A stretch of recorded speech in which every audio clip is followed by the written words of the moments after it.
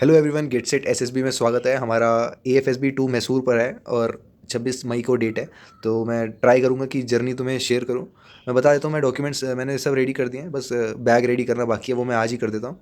तो हम एक दिन पहले संडे को निकल जाएंगे और 26 मई को मेरा सुबह 6 बजे एएफएसबी है, ठीक है। तो वहाँ पे जाएंगे और मेरा भी पहली बार है, तो मैं सोच रहा हूँ डॉक्यूमेंट करूँ, अच्छे से बताऊँ कि क्या क्या हो रहा है। इसमें मैंने call up later, admit card से लेके एप्लीकेशन जो शुरू में भरी थी वो भी मैंने प्रिंट करवा ली है कि कहीं वहाँ जाके कुछ लफड़ा ना हो। फ़ोटो वोटो सब रख ली है और अपना आधार कार्ड का भी फ़ोटो कॉपी है।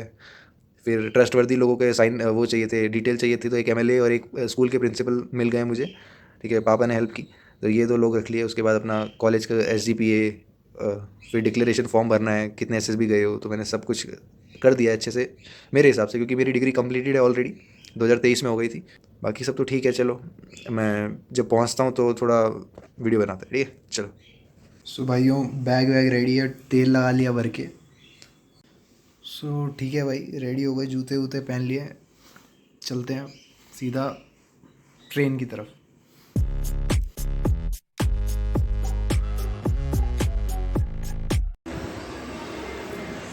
ठीक है भाई, 11:30 बजे जाएंगे, बैठ गए हैं।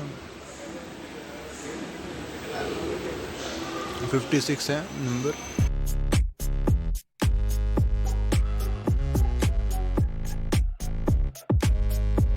There's something in the water. I don't like the flavor, I don't like the taste. Searching for nirvana. तो आ गया हूँ भाइयों, ठीक है। जैसा भी कमरा मिला है, मैं सैनिक आराम गृह में नहीं रह पाया just because civilian bro, civilian. ठीक है, जो भी है, फैसिलिटीज़ हैं आई गेस बढ़िया से, ठीक है। चलो, ज़्यादा एक्सपेक्ट नहीं कर रहा था मैं यहाँ से। अब कल का वेट है, कल मिलते हैं फिर। बहुत बारिश हो रही है यार। There's something in the water. हाँ, अगले 8 घंटे बाद फिर यहाँ आना है। यहाँ आया मैं इसलिए था कि यहाँ उद्दीपी है, खाना खा सकते हैं, तो मैं खाना तो खा लिया हूँ, छाता लेके आया हूँ। कल सुबह आते हैं यहाँ वापस से। ये अभी पीपीडीटी की तैयारी कर रहा था, 5 बजने वाले हैं सुबह के।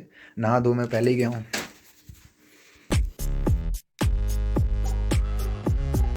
निकल रहा हूँ, ठीक है भाई। यहाँ एक अलग ही माहौल हो रखा है। मैं वापस आ चुका हूँ, तो इसका मतलब समझ गए होगी कि मैं स्क्रीन आउट हो गया था। मैं बता देता हूँ, जो पहली बार एएफएसबी जाएंगे, मैं एएफएसबी 2 मैसूर गया हूँ, तुम्हें पता है। तो जो पहली बार जाएंगे वो हमेशा याद रखेंगे कि अपना अलाउंस है, टीए है, वो फिल करके आना और टिकट लेके आना, पासबुक की फ़ोटोकॉपी, जो भी डिटेल मांगी है टीए को ज़रूर भरना है। और पहली बार वालों को ज़रूर ज़रूर भरना है। मतलब ऐसा है कि जो पहली बार एफ देंगे ना, उनको टीए मिलेगा।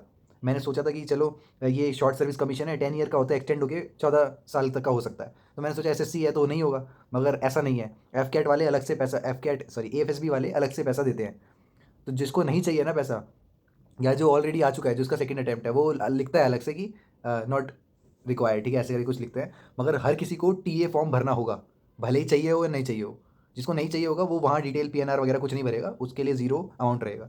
जो प्राइवेट बस से आया है या कुछ ऐसी चीज़ों से आया है, ठीक है, जो ट्रेन की नहीं है, अगर तुम कोई फ़्लाइट से आए हो तो एसी टायर 3, AC 3 का तुम्हें टिकट मिल जाएगा, यानी कम पैसे में मिल जाएगा, जितना भी बनता होगा तुम्हारा, ठीक है। ये बात हो गई। तो एक चीज़ समझ में आई कि हमें टीए हमेशा भर के जाना है। मैंने गलती ये करी, एक तो पहली बार गया हूँ, ऊपर से मुझे लगा कि एसएससी है तो शॉर्ट सर्विस है, तो मैं भर चुका हूँ शॉर्ट सर्विस का, तो नहीं देंगे। तो ऐसा नहीं है, मिल सकता था मगर अब नहीं मिलेगा, मेरा चांस ख़त्म, ठीक है। खैर, मेरे को जाने आने जाने में ज़्यादा पैसा लगा नहीं, कोई बात नहीं। तो मैं तुम्हें शुरुआत से बताता हूँ कि क्या हुआ, कैसे कैसे हुआ, क्योंकि अब देखे आ गए हैं तो मैं अपनी गलती भी बता सकता हूँ थोड़ी बहुत, मेरे को लगता है जहाँ मेरी गलती है। तो हमने फ़र्स्ट ऑफ ऑल, मैंने आसपास एक दर्शन होटल, मैंने तुम्हें बताया था मैं कहाँ पे स्टे करा था। कुछ लोगों ने रेलवे स्टेशन के पास में स्टे किया था 800 रुपये में, तो वो भी मिले थे मेरे को।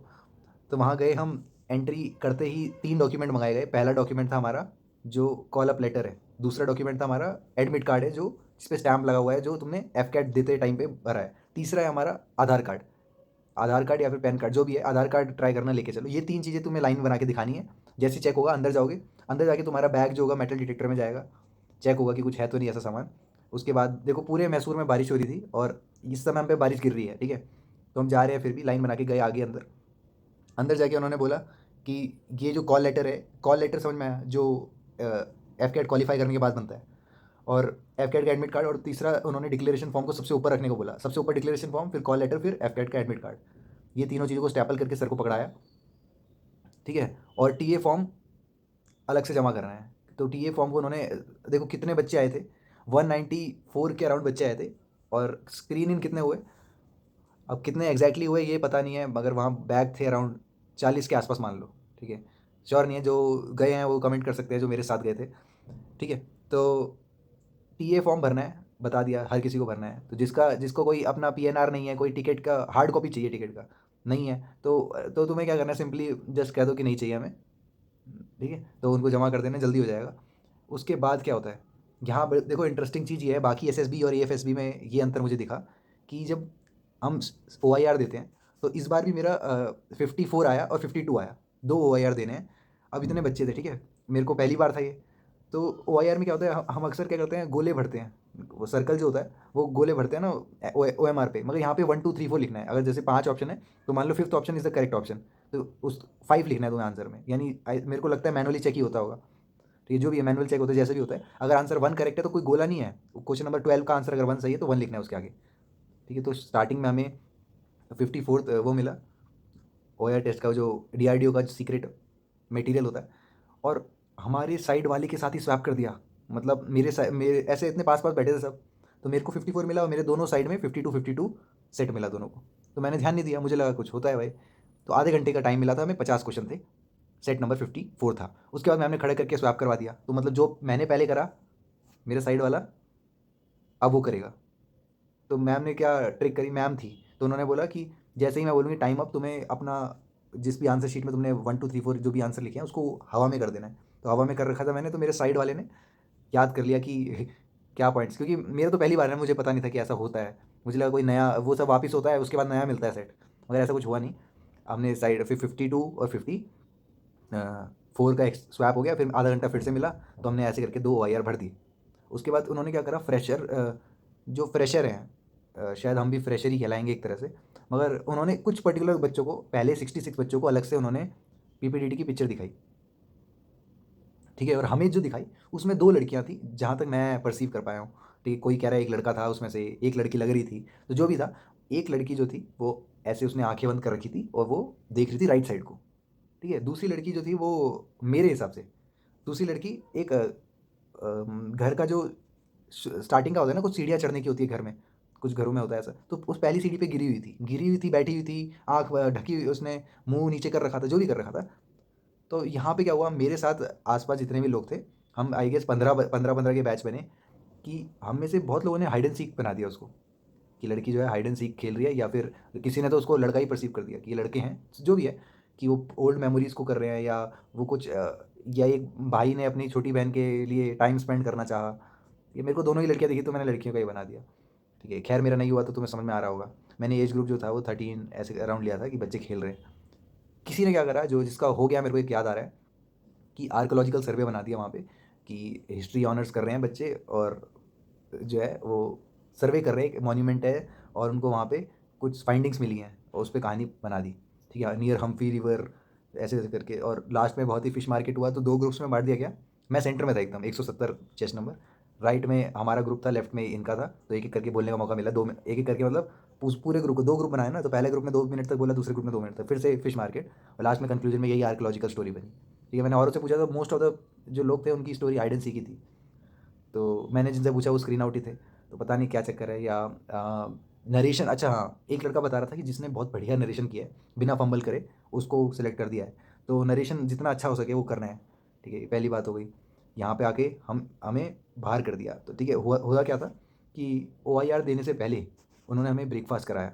अब यहाँ पे कोई कैंडिडेट मेस नाम की चीज़ नहीं थी, हो सकती है क्या पता हो, मगर उन्होंने क्या करा, सामने ही एक टेबल पे रख के पूरी, छोले और पकोड़े और चाय, ये 4 चीज़ें हमें शुरू में ब्रेकफास्ट में मिली, शेड के नीचे, ठीक है। क्योंकि आसपास बारिश हो रही है, बारिश का माहौल है पूरा मैसूर में, अभी भी बारिश हो रही है। मैं खाना खाने भी गया था रात में, तो बारिश हो रही थी, बताया था, ठीक है। तो ये ब्रेकफास्ट मिलेगा।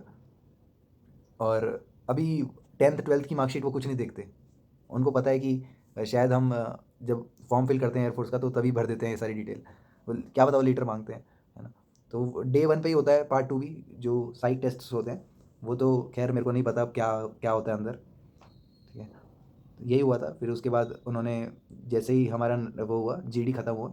अच्छा, एक और इंटरेस्टिंग चीज़, इनका जो A3 साइज़ का पेज होता है पीपीडीटी के लिए, A3 साइज़ का पेज दिया इन्होंने।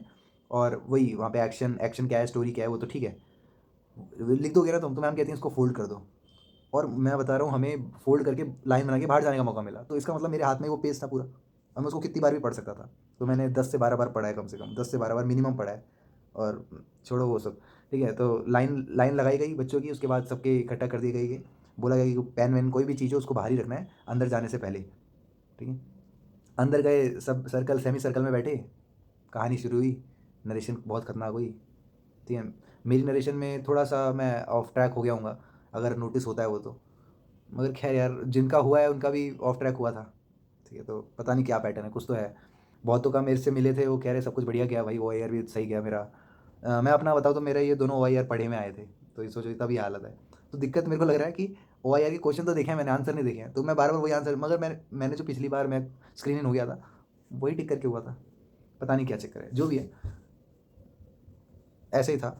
उसके बाद हम आगे मैसूर से, मेरे दोस्त बन गए, 2 दोस्त बन गए, एक को वहीं घूमना था, हमने तो 1 दिन की सिक लीव ले ली थी। फिर आ गए हम KSR, और अब मैं आ चुका हूँ कमरे में, ठीक है। होप कुछ समझ में आया तुम्हें और हेल्पफुल लगा हो। जो लोग स्क्रीन इन हो गए हैं उनका अभी चल ही रहा होगा, मैं बाहर हो गया, कुछ सिखा पाया हूँ, कुछ बता पाया हूँगा तो ठीक है। वरना FCAT से उम्मीद टूटती जा रही है, क्योंकि 650 रुपये, फिर एग्ज़ाम 2-2 घंटे का कहीं जाओ, फिर फिर मैसूर जाओ, फिर वापस आओ, फिर एक एग्ज़ाम भी क्लैश हो गया बीच में, UPSC का। ठीक है, बहुत कुछ है भाई, देखते हैं, हिम्मत करेंगे। मैं एक बच्चे से पूछ रहा था, कह रहा है कि 24 की उम्र में भी दे सकते हैं, 24। देखते हैं, मेरे शायद अगले साल का भी अटेम्प्ट रहेगा, थोड़ा करना पड़ेगा कुछ। जय हिंद।